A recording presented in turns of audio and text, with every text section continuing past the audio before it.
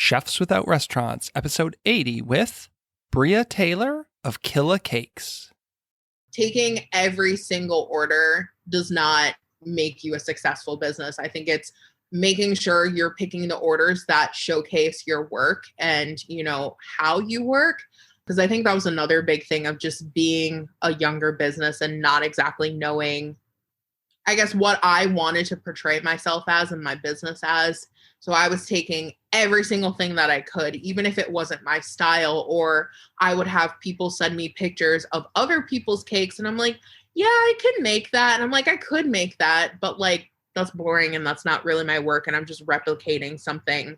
And I think that's been a big goal for me in the future is making sure that people understand this is my vision. These are my cakes. I'll absolutely, make you what your theme is. But, if you send me another person's picture, that's just an automatic no. This is the Chefs Without Restaurants podcast with your host, Chris Spear. Each week, I'll be speaking with food entrepreneurs and people in the culinary industry. If you're interested in learning more about our organization dedicated to helping people build and grow their food businesses, look us up on the web at chefswithoutrestaurants.com and .org, and on Facebook, Instagram, and Twitter at Chefs Without Restaurants. Now, enjoy the show.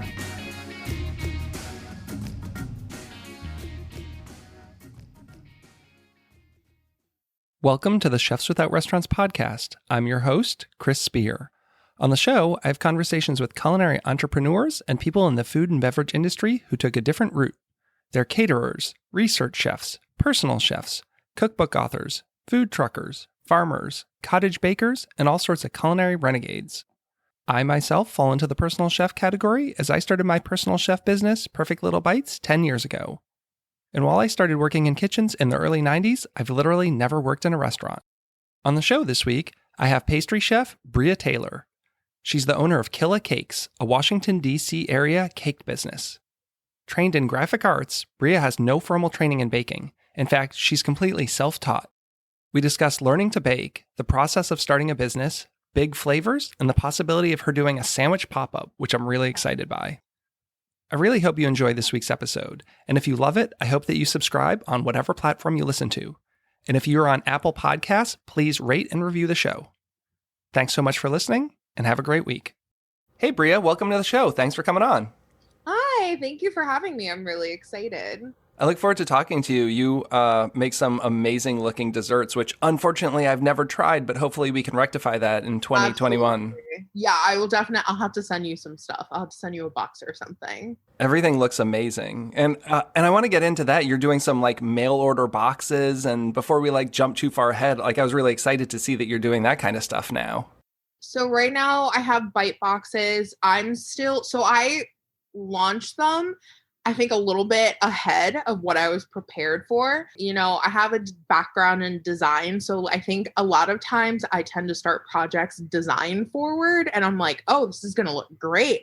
And I'm so excited. And then I think I realized how much work actually goes into it. And then I'm like, okay, let me backtrack a little bit, redo this, and then reset it out. So right now I'm in the process of editing them and then relaunching them. So I'm thankful for all the customers that ordered them and, their support. And so now I'm just okay, but now we're going to come out with 2.0 and make it better. Everyone has version 1 of whatever it is they do. I've changed my business models 100 times. Oh, yeah, definitely. I think I do that all the time. Well, let's kind of go back to the beginning. I'd love to learn about your culinary backstory. How did you get into food and cooking? I know that you did not go to school for culinary arts. So how did we get to where you are today? So I have always loved food. Always. I learned how to cook at a very young age. It really was like any normal kid, breakfast, pancakes, eggs, the usual. But I was always with my grandmother and she helped me learn a lot of the basics. And then I think I completely fell in love with food after that. And it's funny because, baking was not really something that I ever really did up until I was I want to start a cake business.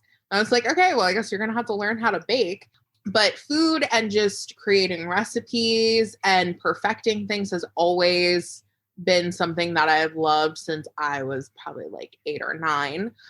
And then, I guess just, yeah, I just love food. Food is great. It's an amazing, I think it's artistic in so many different ways, from, creating your own recipes to plating to, recipe books and everything.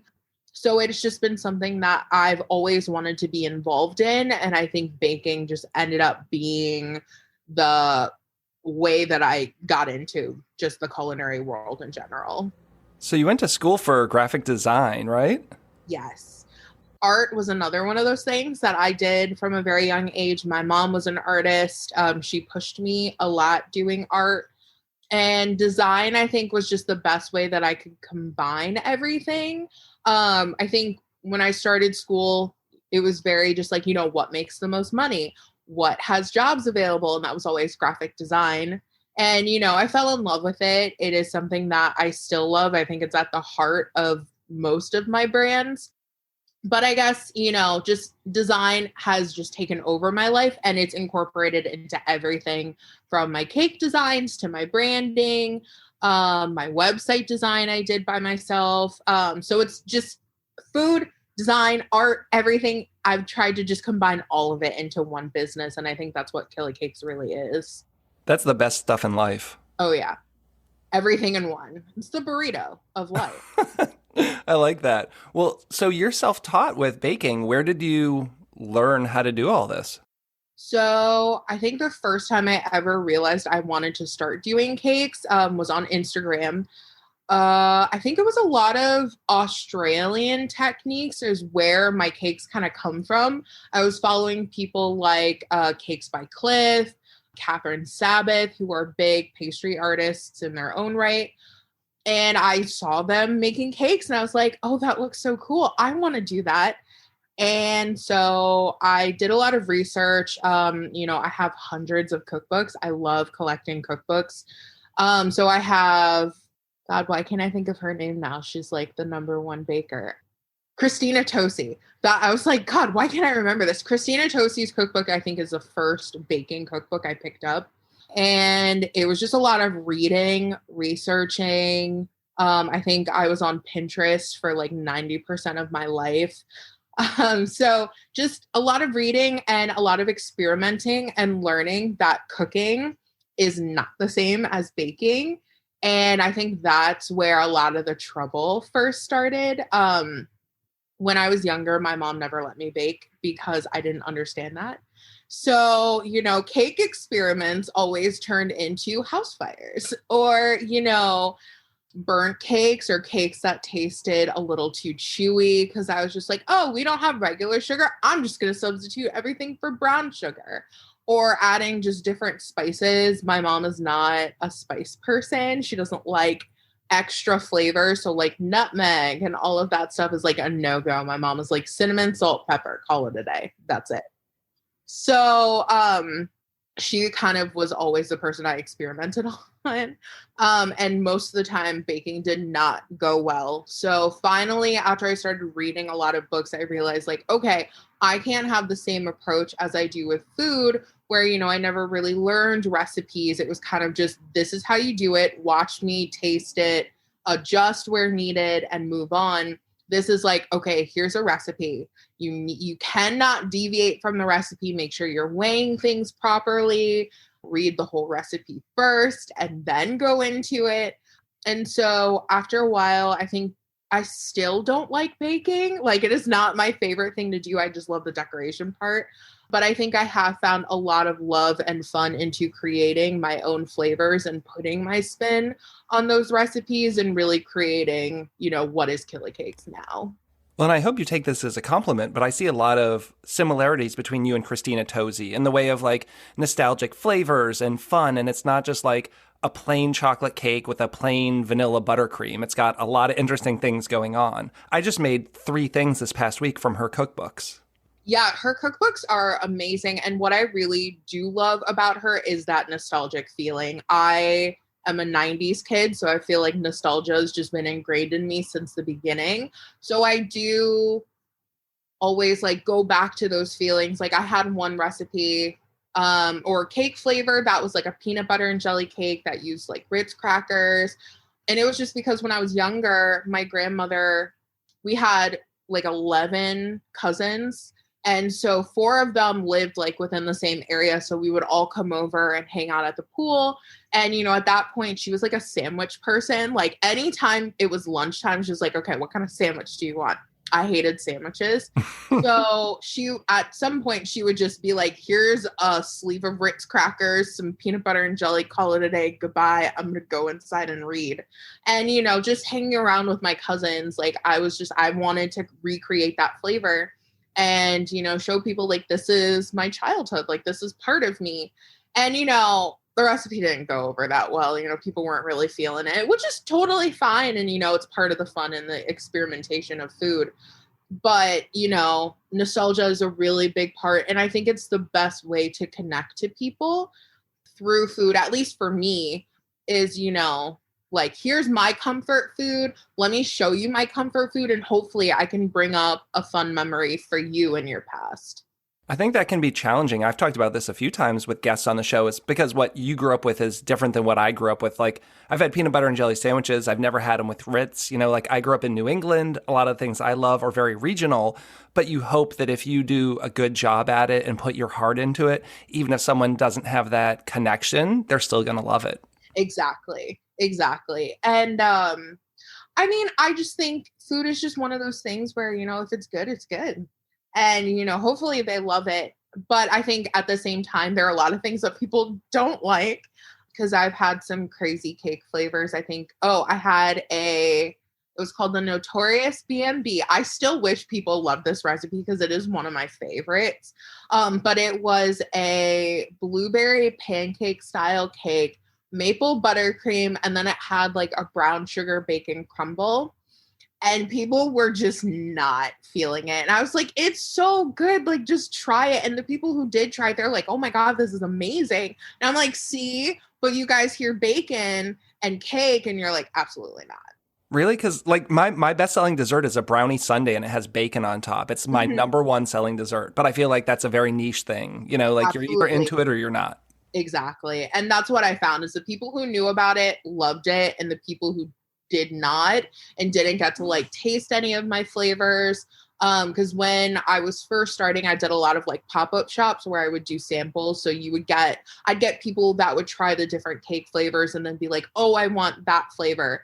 But, after a while, and especially since COVID, I haven't gotten to do a lot. So people are just kind of trusting what the cake flavors say and, hoping that it tastes really good. Do you ever have to do tastings for anything? For weddings, yes. I have had the occasional person, reach out and just be like, hey, I really want to try this flavor. Can I? And oftentimes I will. So I'll do like a cupcake assortment for them. And since I do weddings, typically I have them on hand. So it's usually fine. And it's like $25 to try the six different flavors that I have. But oftentimes I think a lot of people more so put the trust in the flavor, which is great. And then sometimes it can also be really bad when, somebody's not extremely happy with how the cake turned out. And they're like, oh, well, I wish I would have tried it. And I'm like, it's one of those situations where if you do, great. If you don't, it happens. I know that not everybody's going to love my cake. But, I can only hope that the people who do want to keep coming back. But it's cake. How bad could it be? It's not like you have like chicken liver flavor, That's what I'm saying. I think people are very specific about cake. I think with the cupcake craze and cake pops and all of that stuff, everybody, I think, has their own way of liking cake. I mean, me personally, I actually do not like cake that much, which I always think is funny. And a lot of people who know me think is funny because they're like, well, do you eat your cakes? I'm like, no, not really. And they're like, oh, well, why? And I'm like, well, I personally only like chocolate cake where like it's fudgy and you can't really distinguish the cake from the icing. Like it's just this homogeneous chocolate square. That's my favorite type of cake. But, I like to make a more fluffy cake, and also it needs to be sturdy because a lot of my cakes are taller. So I have to also have structure in mind. So it does tend to be a denser crumb versus a lighter, airy cake that you would find at like a diner or a bakery. And, I think a lot of people don't understand that exactly is that, structured cakes and cakes that are made to be more of an art piece are made a very specific way. So Yeah, that's the hard thing about cakes. Is it seems like so much is form over function, right? It's like the fondant thing. Does anyone eat fondant and think this is delicious? no. And I've been fighting with myself with that a lot because there are so many amazing things that you can do with fondant to create a beautiful cake, and buttercream can only go so far. But on the other hand, I hate fondant. I think it is one of those things that is disgusting. You end up peeling it off anyway. So what's the point? But then again, then you go back to the artwork, which is what I love about it. And I'm like, I don't know which, like, it's one of those things where I think every other week I'm like, should I try fondant? And then I'm like, no, don't do that. You're not going to like it. So yeah, a lot of things are, form over function. And, I try my best to make a cake that people will love and, fall in love with. And then, they want to come back. And that was the great thing about basic batch cakes that I liked is those were very simple cakes where the flavor could really shine through. But I think after a while, my feed became just basically basic batch cakes. And I was like, no, I want to do more fun, artsy stuff. So I stopped doing them. But also I realized I was spending like 2 or 3 hours per cake. And I'm like, at this point, I could be doing like a really nice cake. So It's the struggle that us creatives get into. It's the same with me. Like I have all these menu items that I want to put on and I'm super excited about, and nobody wants to buy them. And it's like you spend so much time doing these things. It's like people just want like a filet mignon or strip steak, which is easy. Like I just buy a piece of meat and cook it in a pan and maybe put one sauce on. But like I don't want to do that. I want to do something creative and exciting and spend 4 hours making your entree. Absolutely. And I think that's what's so great about food. And I wish more people would be open to just trying newer things. I feel like with the whole pandemic, I think a lot of people are more open to trying new things, especially because, there's nothing else to do. I think food has become everybody's comfort at this point. I mean, you have a huge surge in online ordering, DoorDash, delivery, stuff like that. So a lot of people are reaching out and, every company is trying to be the next person to have every single restaurant that you could ever want. So I've also found that a lot of new restaurants are popping up and people are trying new stuff.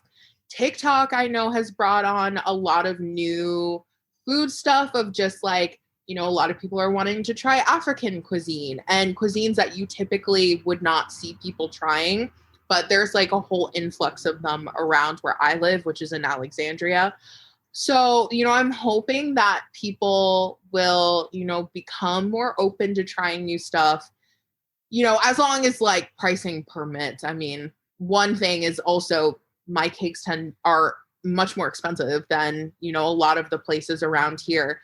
So sometimes it's hard. And that's why I do like a couple things where I'll be like, oh, here, try all the cupcakes or flavors on my menu through cupcakes where it can be a little bit cheaper and you can just try them. So I try and find a balance between, doing artistic cakes, but also knowing that there's also artistry in my flavors and the different things that I do with them. So trying to balance that.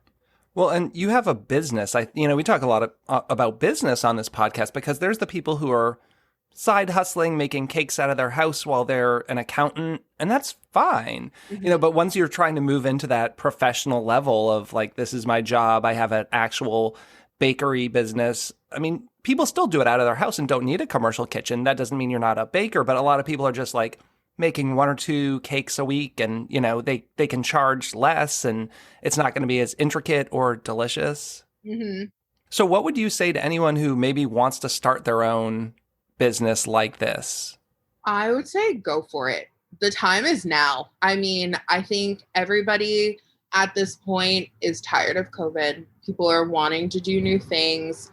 I'm waiting for once COVID lifts and we enter that kind of like roaring 2020 era where people are excited and they want to spend money on food and just be a little more extravagant, especially with parties. I think I'm trying to like mentally prepare myself for the next couple years where, people want those extravagant cakes and they want 3 6-tier cakes or have parties for over 100 people. So I think the best time to start is now, especially because if you're bored at home and there's nothing to do, have fun, make a business. It's going to start out slow, but this is the best time to perfect everything and try different recipes and try new things and really create a solid brand and identity for yourself to put out there, and just you're ready to go. Once everybody's all good, you're set, get your licensing and go for it. So what have been some of your biggest missteps or failures from the business side? Like anything you would redo if you could? So I think for me, a lot of it is planning. I am a very impulsive person, comes from my ADHD all the way.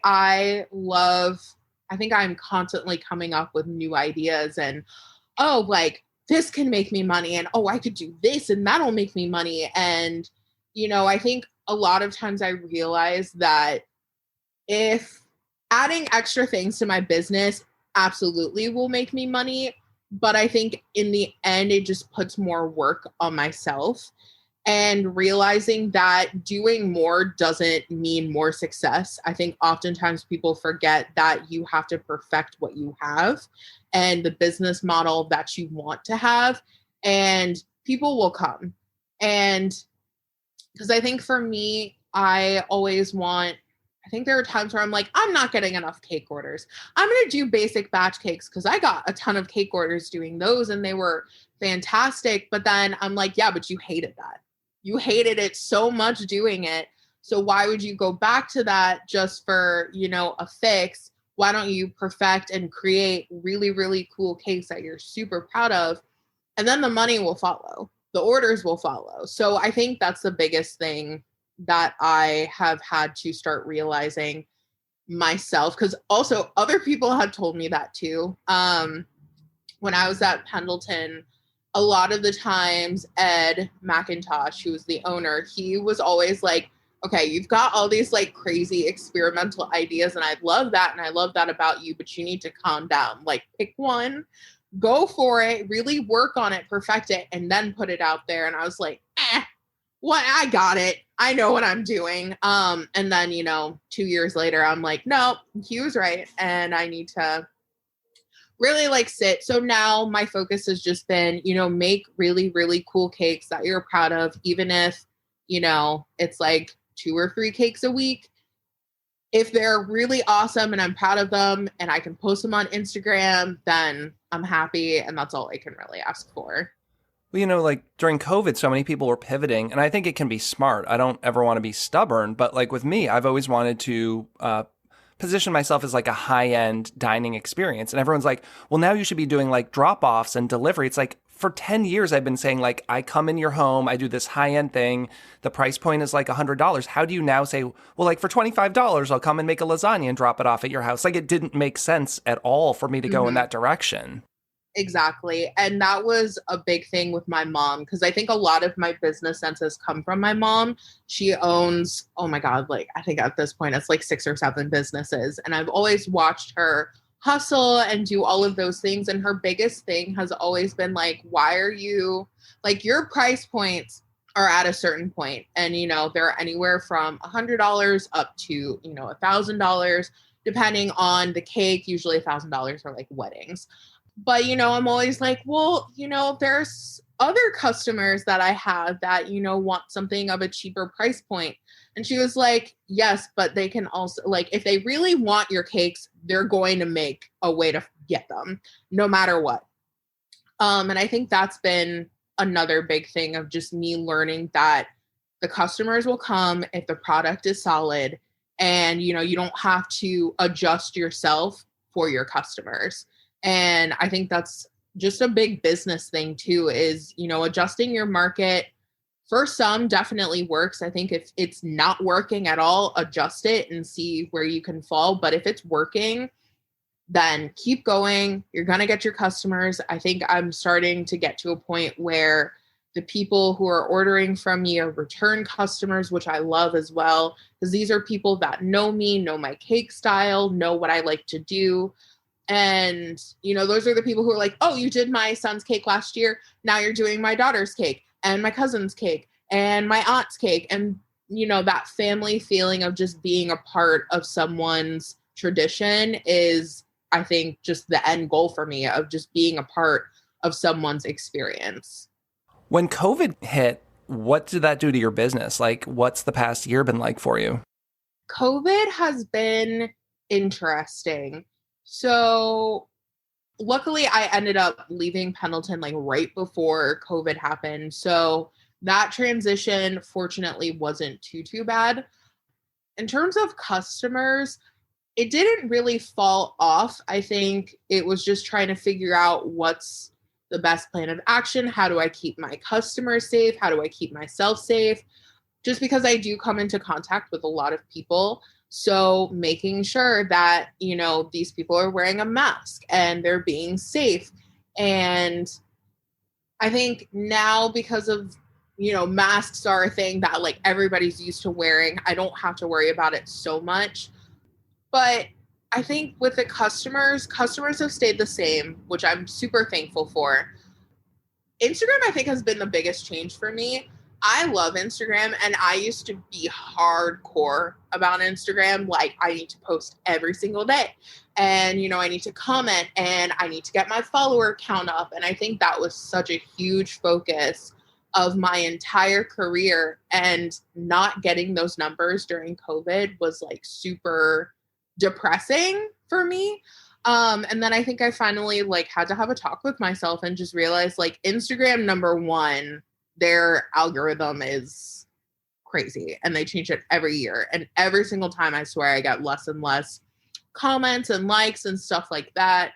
And I think I had to just like be like, do you know what? Instagram is not the end all be all of your business. At the end of the day, if you're still getting orders, awesome. And then, just trying to keep up with, doing boxes and mail order stuff. And especially because people couldn't go home. I think for a while I did delivery for my cake for my cakes for free, just so people didn't have to leave their houses. But now people are just picking up just because it's a little bit easier. But I think the other thing was realizing that I think sometimes I have a guilty conscience because I'm making cakes for people having parties that I know have 20 to 30 people in them, and not really being able to say like, I'm not going to make you this cake because I know you shouldn't have this party. And just kind of being like, you know what, I'm just going to turn a blind eye. That's not my problem. I just need to make sure that I'm safe. And, hopefully they're staying safe and doing the right thing. But I think, yeah, that's part of like a little guilty conscience that I had. That's like, oh, they shouldn't really be having this party. I mean, what can you do? Like, not sell them the cake? Like, that's... Yeah, you're in a little different boat than I am because people were still asking me to do parties. And, as numbers go up and down, it's like, oh, well, people shouldn't be having a 15-person party, in December when the numbers were... People were looking for 20-person parties to have me come cook. It's like, who is having a 20-person party? And then, for me, I'm in their home physically for like 5 to 6 hours and nobody's wearing a mask. And it's like, like that's not good. Yeah. So I could only imagine like at that point, yeah, you would have to put your foot down. I mean, that's your safety. So that is where it kind of differs, is like, I can drop off the cake and leave and nothing's going to happen. If, they want to risk their lives, that's fine. But yeah, I could totally understand that being hard for you, especially because you have to be in their home and in their kitchen and stuff like that. But I mean, I think COVID is one of those things where, it happened. I think a lot of people are recovering from it. And, I'm just excited to see what happens once the COVID regulations are kind of lifted and people can start going back to their new normal lives. I say new normal because I know it's not going to be normal, but just that excitement of also just, the bigger parties and people being extravagant and, oh, I have extra money to spend, so I'm going to spend it on this. So, I'm excited to see where it goes, but I think right now it's just making sure that, I'm safe, my customers are safe, and, I'm doing the best that I can to stay within the regulations. Keeping my fingers crossed. I feel like we're getting close. I think it's also hard because like you see other countries and they're like fine. And I'm like, see, we could have been this. But you know, no one wanted to wear a mask for the first like couple months. There's still people acting like things are normal, though. Like, we have friends who are like hopping on a plane and going on vacation this week. And it's like, what are you doing? Like, Exactly. really? Well, I know you said you want to try to work on focusing on one or two things and doing them well, but do you have anything new that you're working on? So I think every like week I come up with a new business. And I think that's more just because of design stuff, of just wanting to create new brands. So I have like 6 companies that I'm like, okay, this is what I want to do in the future. I don't have like a timeline plan, but I really want to do catering. I do still have a love for cooking, and I think there are times where I'm just like, I cook. That's what I did first. I want to show people that I can cook. So I had this like sandwich company idea called like Hot Damn, and then it's witches. So it's like sandwiches. And I have my entire menu set up, and it's like a bunch of different cuisine. So, you know, I have some of my favorites with a lot of like Korean flair, a little Spanish flair as well. I am mixed with a bunch of different things: Black, white, Chinese, Puerto Rican, but my mom was adopted. So I don't have any like traditional ties to those foods. So a lot of time it's just been through research and trying different foods. And I think my food and recipes and how I approach cooking in general is kind of that same idea of, you know, just bits and pieces of it coming in unexpected places because I didn't really know where to put them in the first place. So, you know, I have ideas for that, but I think sometimes I'm also like, okay, but did you want to do this because you actually want to cook, or did you just want to create a brand that looks really cool? But, you know, I think at some point I really do want to get back into the culinary world, or just get into the culinary world in general. I think sometimes I often want to go to culinary school and, you know, push myself further and just see what else I can learn and what are the traditional things that I haven't done, and just kind of get that culinary experience that I never had.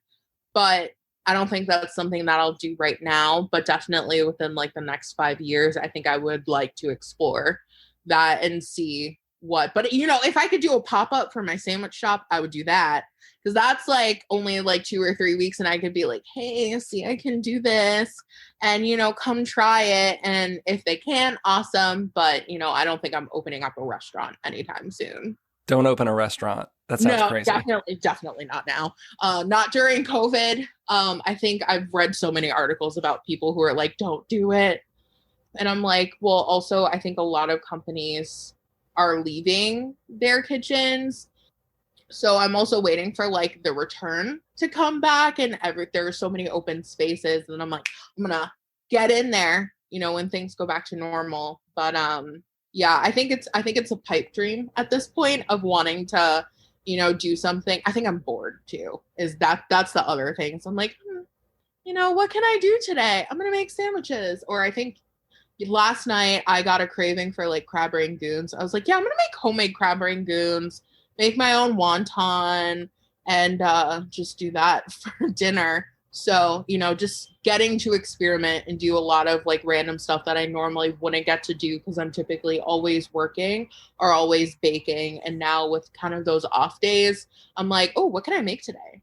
Yeah, that has been the nice thing, at least having the time to do that stuff. I did a lot of bread baking this past year. I've kind of toned it down a bit, but that was fun. I got my focaccia recipe down, and I don't think like I need a new recipe for that ever. I don't think like one and done. I love what I'm making and just keep going with that.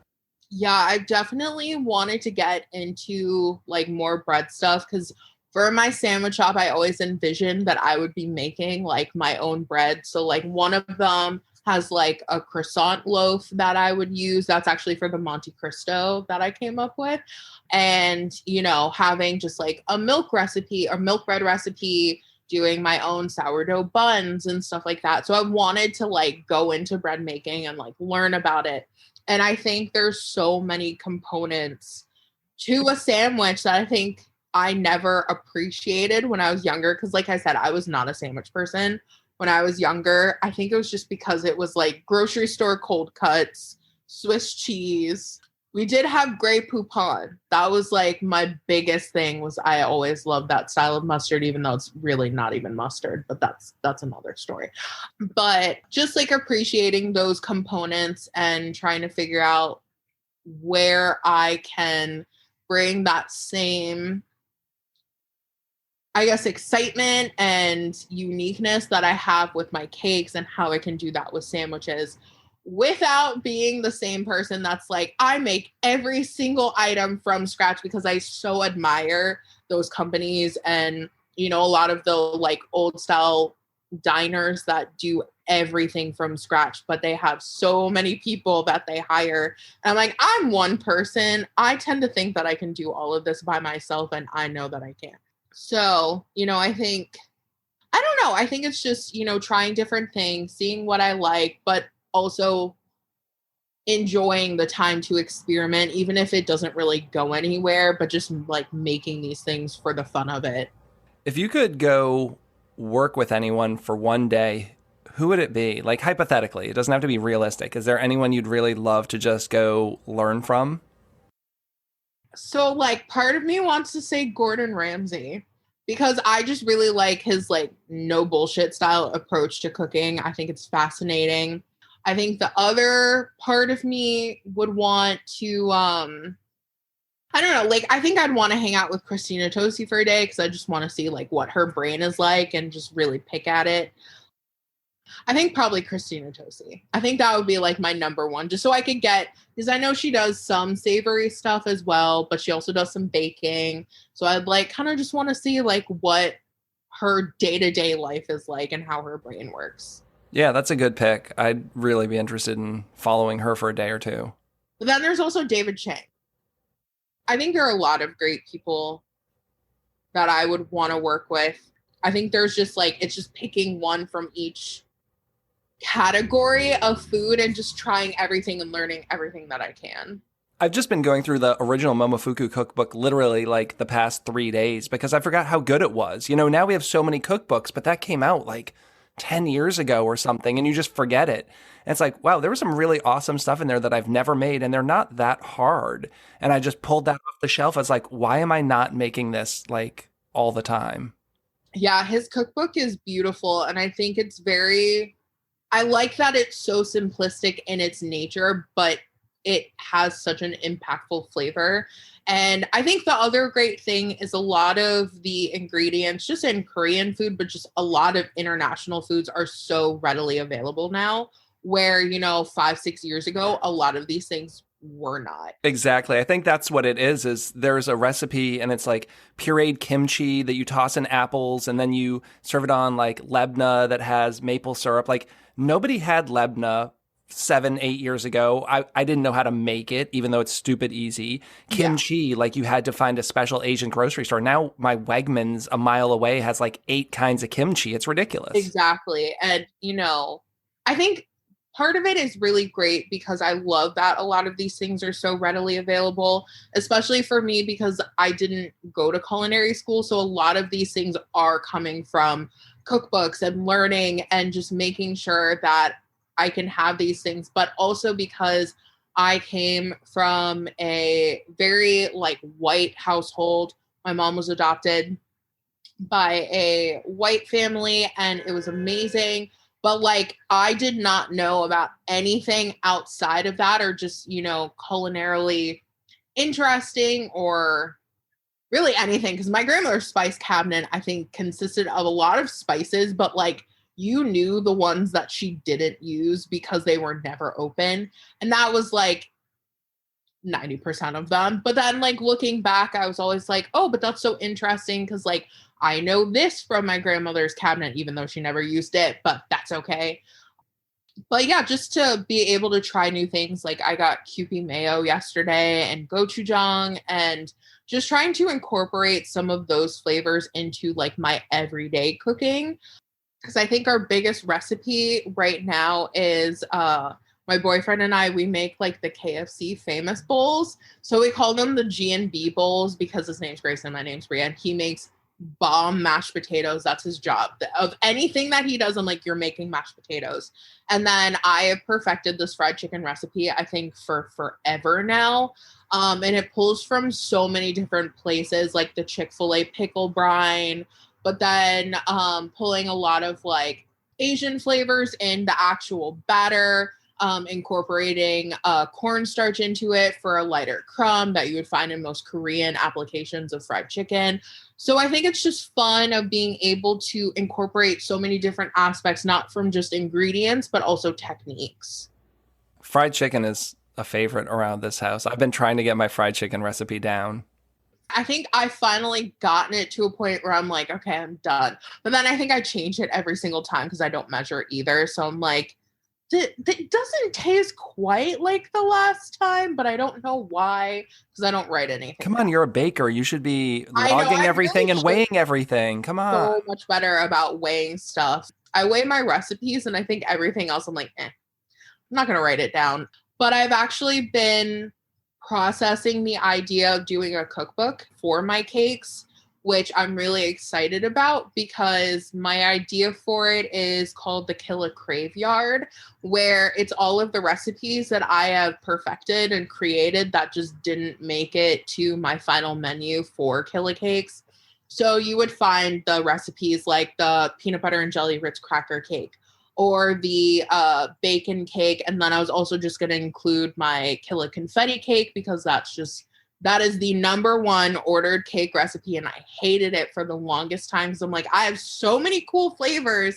You guys pick vanilla with sprinkles in it. Like, do you like sprinkles? Because I hate sprinkles. I think they're like a fake thing. Like my wife pays for them. Like you go and get an ice cream sundae and she's like paying per topping. It's like, why would you pay for sprinkles when you could have Reese's peanut butter cups or something? Agreed. So I am actually not a sprinkles person when it comes to like desserts, but they look really pretty on cake. So I think I use mostly fancy sprinkles, but the reason why I like fancy sprinkles is because they don't have that like waxy exterior that dry. Oh, I hate that feeling. I hate that feeling in your mouth where it's like that waxy like coating on the top of the roof of your mouth. So I use theirs because it's more of a royal icing type of sprinkle. But when it comes to like everyday sprinkles, I will avoid them like the plague. I'd rather have like peanut butter cups, like you said, or Butterfinger, or just anything but sprinkles, really. Awesome. I'm glad to know that you're a good person. I think I read somewhere that you're a comic book nerd. Is that true? Yes, I'm a huge comic book nerd. So what would your superpower be?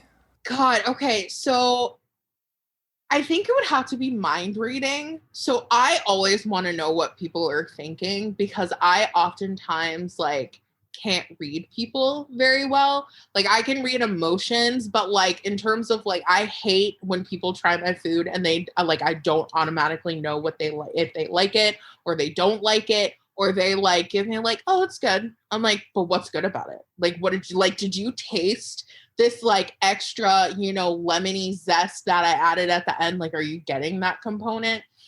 So I think definitely mind reading, but invisibility would be really cool too. But like that only goes so far.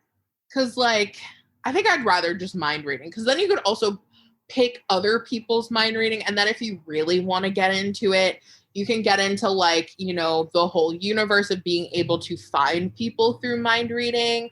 So that's like some Professor X stuff going on right there. Oh, exactly. So, yeah, I think I would say mind reading. I just made a Basque cheesecake last week, and I wish I knew if people actually liked it or not, because I think people hated it. Have you made this? Do you know what I'm talking about? The burned cheesecake? No. Oh, you need to Google it. It was like, I felt like the dessert of last year. It's a cheesecake that you make. There's no crust on it, but you bake it at like 450 degrees, and the top is literally like burned, and the bottom is like burned. I think Bon Appetit even calls it like Basque burned cheesecake. And okay. I love it. It's like when you burn a marshmallow on the fire. Mm-hmm. I love those. So you need to try making this. It's really cool. It has like 3 tablespoons of flour in it. That's it. Just like a very light bind. And you cook it dry in a springform pan with no water. So the Okay. outside, top, bottom gets caramelized. But I made it and I gave some to my mother-in-law. The next day, she's like, it's such a shame that your cheesecake burned. I had to scrape off all of the top and bottom. And I was like, no, it's supposed to be like that. And I think everyone thought I was lying, like I'm some bullshit baker. I'm like, no, like Google it. It's a thing. Like, What you're supposed to do. That sounds like my mom. That's something my mom would be like, I wish it was this way instead of that way. No, I will definitely have to try that. I love burnt marshmallows, like to the point where like the outside is completely black and then the inside is gooey. And that's how I make my s'mores. It's like a blackened marshmallow. And then it has to be like cold chocolate. And then because I like that difference between the temperatures of like the really hot marshmallow and then the cold chocolate, which is also hard. So I think it's a texture thing. And then, the graham cracker as well.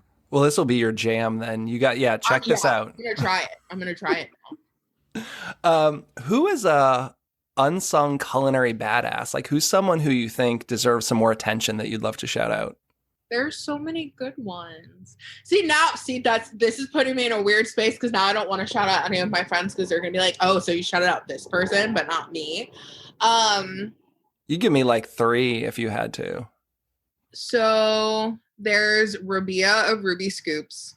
I know she just moved to Richmond, so she just opened up her ice cream parlor, and I've known her for a while, but I think she was always somebody that I admired because I was like, here's somebody who like knows their field like the back of their hand and is having so much success with that. So, I'm really excited to see where her business goes. Kareem, Mr. Bake, he's been doing a lot of really cool stuff. He's been on TV. I'm so jealous. I tell him all the time, I'm like really proud of you because like I see you on TV and like I want to be on TV. I think those are the 2 best ones that I can come up with right now. They're doing so good. I just love sharing the love because there's so many cool people out there. And it seems like, certain people get so much media attention and everyone, they're a household name. It's like there's a million people out there that people should, even if they're just checking out their Instagram. Absolutely. And, I think that's what's so great about social media is that, you can find people that you normally wouldn't. But I think on the flip side of that, I think it's one of those things that's hard because at the same time, the people who are doing really well are always going to do really well. And then the smaller people, like they really have to pick up momentum. And, because I remember when I first started Instagram and I didn't have any followers and just getting and building that trust was so hard. But fortunately, I had a lot of word of mouth within DC and making my cakes and meeting a bunch of new people. And just collaborating with people. I think the other big thing was just I was always reaching out to people to see if I could collaborate with them or seeing if I could sell my cakes at their store. And I think that's really the best way to get yourself out there is word of mouth, because word of mouth trumps everything. You can get a bad review any day of the week, but if you have a strong, solid reputation outside of, any Yelp or whatever, like you're still going to get people. Like bad reviews happen all the time. And people are so quick to bad review somebody. And it drives me crazy because I'm like, you'll go to McDonald's and get your wrong order 17 times in a row, not say a thing and still go back. But like one baker or food company or whatever messes up one time and you're like never going to go to them ever again.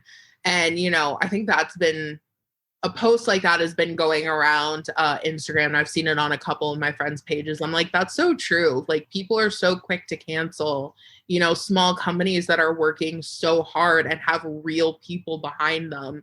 But, bigger corporations can mess up and that's just normal. Yeah, I've seen a lot of like, oh, I went to this restaurant and they said it would be ready at 5 and it was 5:30 before they gave me my food. And, it's like, really? I think social media has given so many people voices. And I think for the most part, people use them for good. But then you also have the people who I swear are on social media just to trash talk any restaurant and any turn that they can.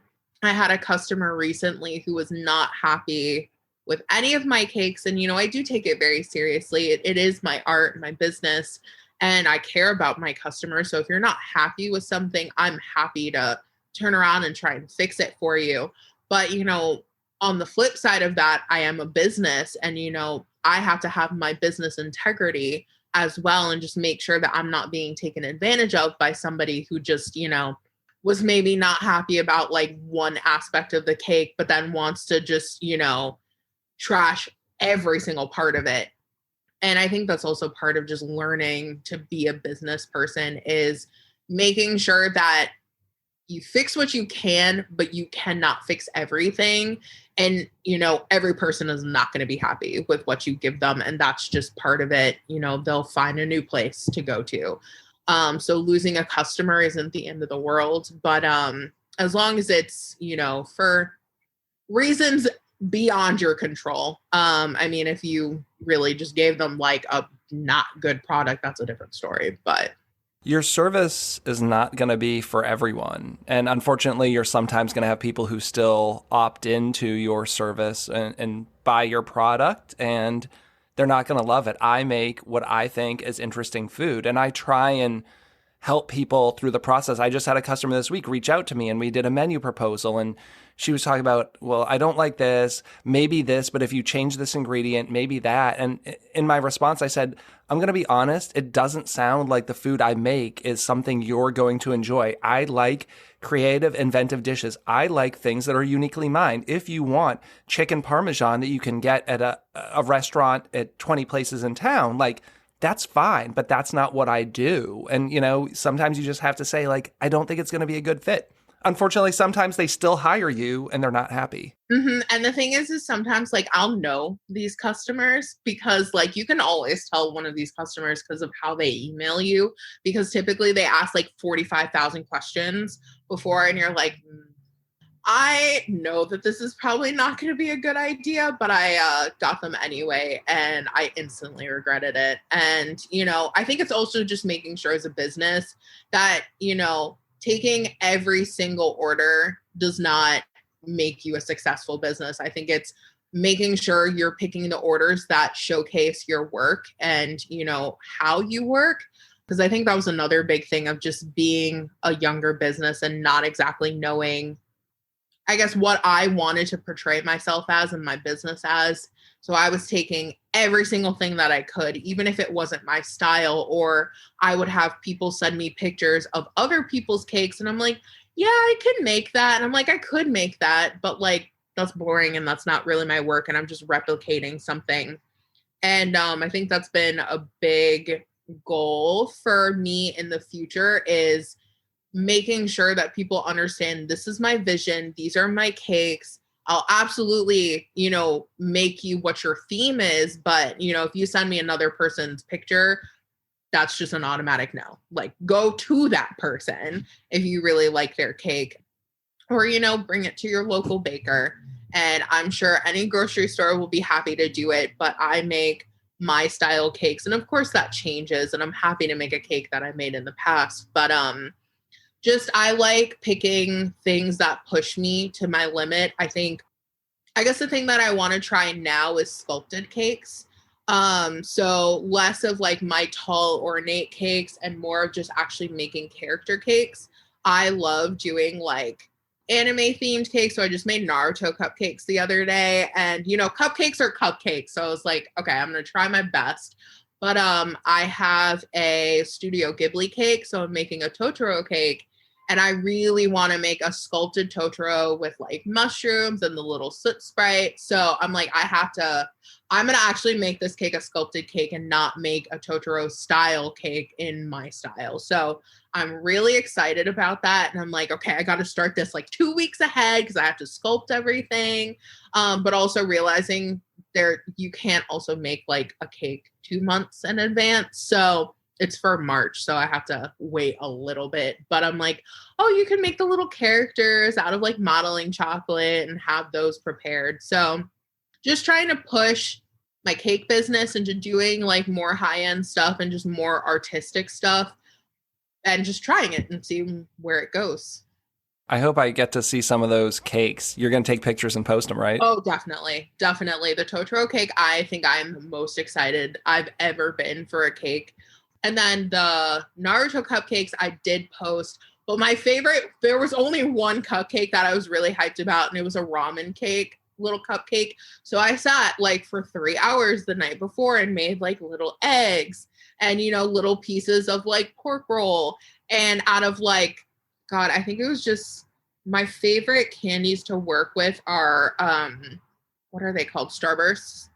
Is that what they're called? Are they called Starbursts? Starbursts are like the chewy rectangular one or square ones. Why I could not remember what they're called. But yeah, Starbursts are the best because they like you can mix them and create different colors and they hold their shape really well. Another one is Airheads, and like just toffee in general is great to work with.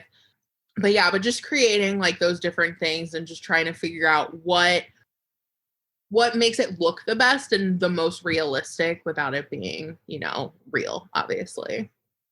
Too bad you don't have any creativity in you. I know, it's hard. So hard. No, that's like my favorite part is creating stuff and molding stuff and just, really actually putting that artistic background that I have into sculpting and molding and stuff like that. I think I even wanted to go back for a master's degree in sculpture.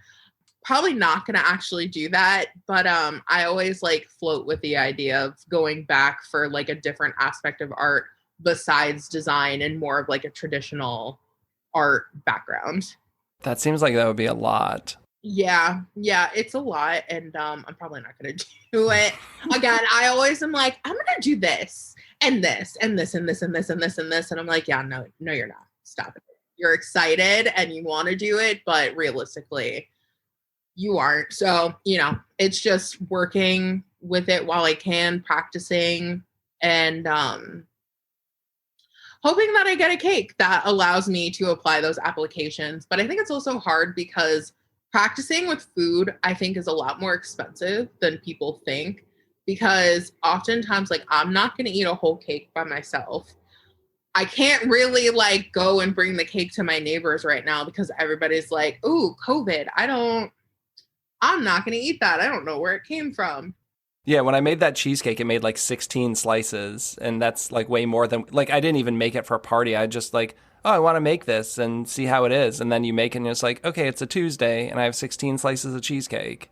Well, this has been great. Is there anything else we didn't talk about that you want to get into? No, I think we covered a lot.